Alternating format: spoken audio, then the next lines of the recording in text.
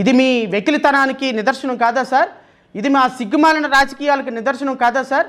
ఇది మీ పారిపోయే రాజకీయాలకి, మీరు బయాస్డ్ రాజకీయాలకి, మీరు కలెక్టర్ల సమావేశంలో కూర్చొని కలెక్టర్లని సరిగ్గా పనిచేయండి, ఎస్పీలు కరెక్ట్గా లా అండ్ ఆర్డర్ మెయింటైన్ చేయండి, మీరు ఎలా అనగలుగుతారు? మీకేముందో మొరాలిటీ? నేను ముఖ్యమంత్రిని అడుగుతున్నా, మీకేముంది మొరాలిటీ? నేను ఉప ముఖ్యమంత్రిని అడుగుతున్నా, నీ ఎక్కడుంది సనాతన ధర్మం? పందిలడ్డు పంది కొవ్వులో కలిసింది అని చెప్పినప్పుడు వెంటనే వెళ్ళి మెట్లు గడిగి అక్కడ సనాతన డిక్లరేషన్ తీసుకున్నవే టీటీడీ చైర్మన్ మీద మీరెందుకు మాట్లాడటం లేదు? ఎందుకు షోకాస్ నోటీస్ అడగటం లేదు? అంటే సనాతన ధర్మం పర్మిట్ చేసిందా ఆత్మీయ ఆలింగనాలని?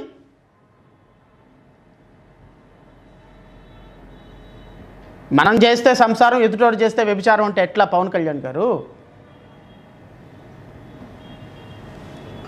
ఈయన నిజ స్వరూపం ఇంకోటి ఉంది, ఇది కూడా చూపించిన తర్వాత నేను క్లోజ్ చేస్తా. గంజాయి సాగు నిజంగా ఆపాలంటే 48 గంటలు ఆంధ్రప్రదేశ్ పోలీస్కి మీరు అవకాశం ఇవ్వండి. 48 గంటల్లో ఆంధ్రప్రదేశ్ పోలీస్ దాన్ని కట్టుదిట్టం చేయకపోతే అడగండి ఎంత భయంకరంగా. 48 గంటల అవకాశం ఇస్తే కట్టుదిట్టం చేస్తారంట. ఈ మహానుభావుడు ఇంకో మాట ఏమంటాడు, 48 గంటలు పోలీసులకు ఫ్రీ. మీ ఇప్పుడు ఫ్రీ హ్యాండ్ ఇవ్వటం లేదా పవన్ కళ్యాణ్ గారు, ఉప ముఖ్యమంత్రి గారు? 48 గంటలు పక్కన పెట్టండి, ఇంకో 2 నెలలు పోతే 28 నెలలు వస్తాయి.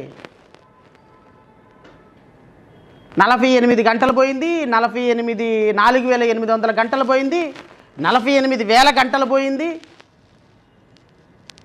అంటే పోలీసులకు ఫ్రీ హ్యాండ్ ఇవ్వటం లేదేమో అనుకుంటున్నాను నేను. ఎందుకు ఇవ్వటం లేదు పోలీసులకు ఫ్రీ హ్యాండ్?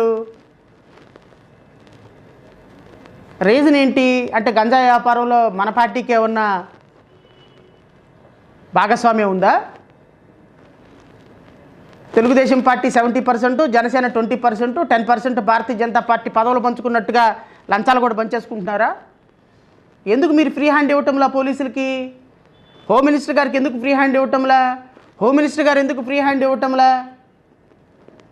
మరి గత ప్రభుత్వంలో 48 గంటలు ఇస్తే పోలీసుల్ని ఆదేశిస్తే గంజాయి లేని రాష్ట్రాన్ని చేస్తారని, మరి గంజాయి రహిత రాష్ట్రంగా ప్రకటించినటువంటి హోమ్ మినిస్టర్ గారు మరి ఎవ్రీడే గంజాయి చాక్లెట్ల రూపంలో హై స్కూళ్ళలో, బిస్కెట్ల రూపంలో కాలేజీల్లో ఎట దొరుకుతుంది?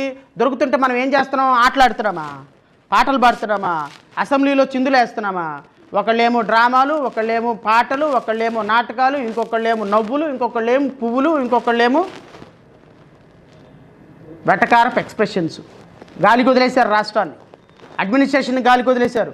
గంజాయి పొందుతుందో లేదో ఎవడికి తెలియదు, మా డబ్బులు మాకు వస్తే చాలు.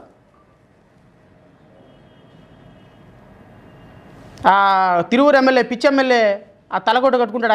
ఆయన ఈ పాటికి ఆల్రెడీ చెప్తూనే ఉన్నాడు, విజయవాడ ఎంపీ చేసేది గంజాయి వ్యాపారం, కేసినేని చిన్ని, పేకాట, డెన్నులు, రాష్ట్రం అంతా ఇలాగే ఉంది. మీ ఎంపీ గారు డ్రగ్స్ తీసుకోవడం తప్పేంటుంది సార్? ఆయన ఎక్కడో హైదరాబాద్లో వెళ్ళి తీసుకున్నాడు డ్రగ్గు, ఎందుకంటే ఆంధ్రప్రదేశ్లో సరిపోవట్లేదు. స్కూళ్ళకి అమ్మటానికి, కాలేజీలకు అమ్మటానికి, మీ ఎమ్మెల్యేలకి, మీ ఎంపీలకు అమ్మటానికి డ్రగ్స్ సరిపోవట్లేదు. పాప ఆయన హైదరాబాద్ వెళ్ళాడు, ఇక్కడ దొరక్క తప్పేంటుంది? ఆయనకి షోకాస్ నోటీస్ ఎందుకు ఇచ్చారు అని ఆయన అభిమానులు అడుగుతున్నారు. దానికి మీరు సమాధానం చెప్పండి సార్. మరి పవన్ కళ్యాణ్ గారు 48 గంటలు అవ్వలేదా? 48 గంటలు అయినప్పటికీ కూడా ఈయన ఫ్రీ హ్యాండ్ ఇవ్వలేదా? మేబీ ఈయన ఎమ్మెల్యే ఉప ముఖ్యమంత్రి అయిన తర్వాత ఈయన ఓజీల్లో, కేజీల్లో, పీజీల్లో, షూటింగుల్లో బిజీగా ఉన్నారా? రాష్ట్ర ప్రజలు అడుగుతున్నారు, యువత అడుగుతున్నారు, సమాధానం చెప్పండి. ఎందుకంటే ప్రతిపక్షంలో ఉన్నప్పుడు మీరు ఈ మాట మాట్లాడారు కాబట్టి నేను అడగాల్సి వస్తుంది Pawan Kalyan garu. Otherwise I will not question you. మాట్లాడేదానికి, పదవి రాకముందు మాట్లాడేదానికి, పదవి వచ్చిన తర్వాత మాట్లాడేదానికి అకౌంటబిలిటీ ఉండాలి. Because you are a public representative, people's representative, and you are holding honorable deputy chief minister of Andhra Pradesh.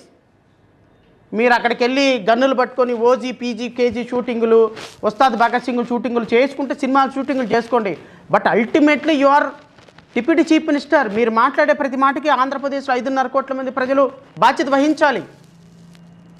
మీరు ఒక మన తలతిక్కలేని మాట మాట్లాడారు, ఇక్కడ కొబ్బరి బండాలు ఎండిపోవడానికి తెలంగాణ వాళ్ళే కారణం అని. దీని ఇంపాక్ట్ అంతా అక్కడ తెలంగాణలో ఉన్న లక్షల మంది మీద ప్రజల మీద పడింది. సో మీరు you are not an individual sir. మాదేముంది సార్, జడా శ్రావణ్ కుమార్ సాధారణమైన న్యాయవాది, మాలాంటి వాళ్ళకి ఏముంటుంది, మేము మాట్లాడితే ఏం ఇంపాక్ట్ ఉండదు. మీరు మాట్లాడే ప్రతి మాటకి ఒక ఇంపాక్ట్ ఉంటుంది.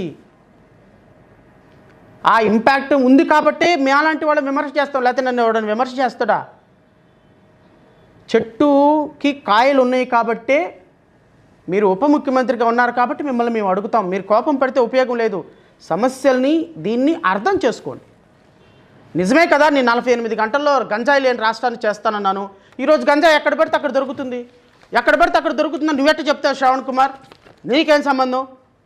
నువ్వు అన్ని అబద్ధాలు ఆడుతున్నావు. మా హోమ్ మినిస్టర్ అనిత గారు గంజాయి లేని రాష్ట్రాన్ని సృష్టించేశారు, గంజాయి రహిత రాష్ట్రాన్ని సృష్టించేశారు అని ఆవిడే చెప్పింది. మీరేంటి ఇట్లా మాట్లాడతారని మీరు అనొచ్చేమో.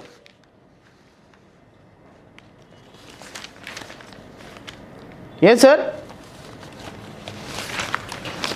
మీరు అనొచ్చేమో, నాకు తెలీదు. ఎందుకంటే గంజాయి లేని రాష్ట్రాన్ని సృష్టించామని చెప్పేసి మీరే చెప్తున్నారు కదా. సో గంజాయి లేని రాష్ట్రాన్ని సృష్టించకపోతే మరి ఈరోజు రాష్ట్రంలో ఎక్కడ పడితే అక్కడ గంజాయి ఎలా దొరుకుతుంది? ఇది ఈరోజు ఆంధ్రజ్యోతి పేపరు, అంటే ఆంధ్రప్రదేశ్ అధికారిక పత్రిక, డేటెడ్ 16 మార్చి 2026. ఆంధ్రప్రదేశ్ అధికారిక గజెట్ నేను మీకు చదువుతున్నా ఇప్పుడు.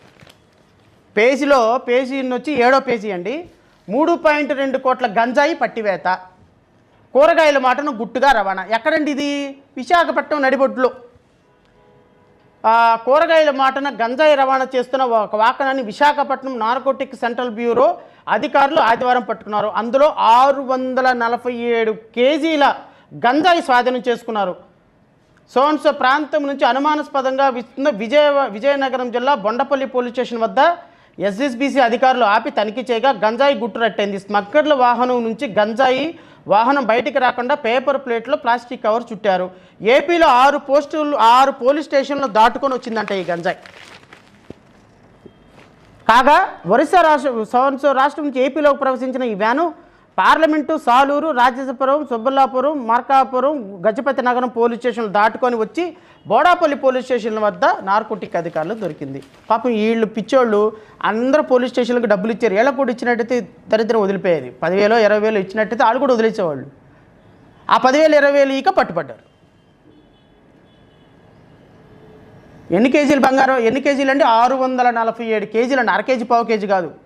హోమ్ మినిస్టర్ గారు ఏం చేశారంటే గంజాయి రహిత ప్రాంతంగా డిక్లేర్ చేశారు ఆంధ్రప్రదేశ్ రాష్ట్రాన్ని అసెంబ్లీ సాక్షిగా.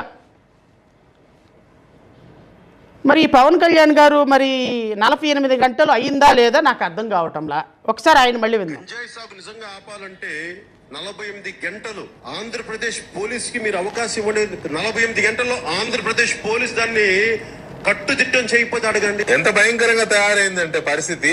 గంజాయి బ్యాచ్లు స్వైర విహారం చేస్తా ఉన్నాయి ఆంధ్రప్రదేశ్ లో చాలా ప్రాంతాల్లో. దీన్ని కంట్రోల్ చేయలేకపోతున్నారు. ఎందుకు అనేది నాకు అర్థం కావట్లా. విశాఖ, నెల్లూరు, తిరుపతిలో ఈ గంజాయి కేసులు ఎక్కువగా వస్తా ఉన్నాయి. ఇవి నేను చెప్తూనే కాదండి, ప్రభుత్వం అధికారికంగా మొన్న జూన్ వరకు ఇచ్చిన అఫీషియల్ రికార్డ్స్ ఆధారంగా చెప్తున్నా నేను. హత్యలైతే ఇక విపరీతంగా ఉన్నాయి. ఎందుకో తెలియదు. ఎంత సిగ్గు చేయటండి ఇది. 2024 జూన్ నుంచి 2025 మే వరకు అన్ఫార్చునేట్లీ ఐఎమ్ సేయింగ్ దిస్ 1219 అత్యాచారాలు జరిగాయి. గంజాయి ఎందుకు గంజాయిని కంట్రోల్ చేయలేకపోతున్నారు ప్రభుత్వం? 1.5 year అయింది. హత్యలు నెల్లూరు జిల్లాలో ఈ రకమైన హత్యాకాండ ఇంత ముందు ఎప్పుడు చూడలా. విపరీతమైన హత్య. ఈ డైలాగులు నాయ మాత్రం కాదండి, దయచేసి ప్రజలు తప్పుగా అర్థం చేసుకోవద్దు. ఆంధ్రప్రదేశ్ రాష్ట్ర అధికారిక పత్రిక, అధికారిక పుత్రిక